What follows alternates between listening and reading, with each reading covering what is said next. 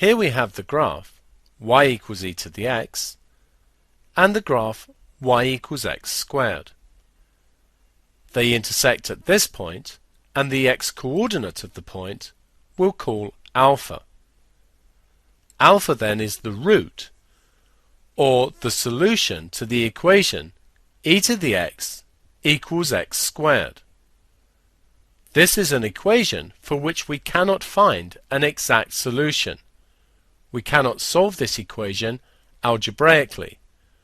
So if we do need a solution, then we should apply a numerical technique.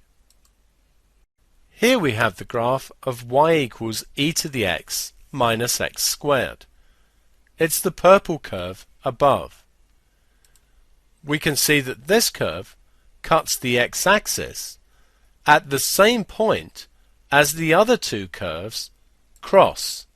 In other words, this curve cuts the x-axis at alpha.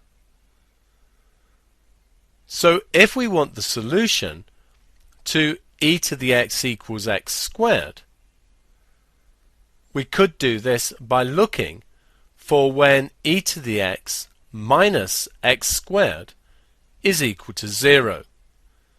And this is usually the basis of looking for alpha. At least this is the first step. When trying to locate alpha, it's easier to look for when e to the x minus x squared is equal to 0 than it is to look for where e to the x is equal to x squared. So when faced with finding a root or solution to e to the x equals x squared, we rearrange and try to solve e to the x minus x squared equals 0.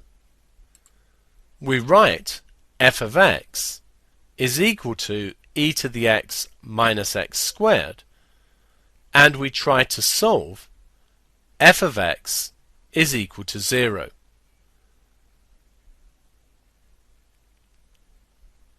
As a first step, as we'll see in the section on locating the root, we try to find a point where f of x is negative and another point where f of x is positive.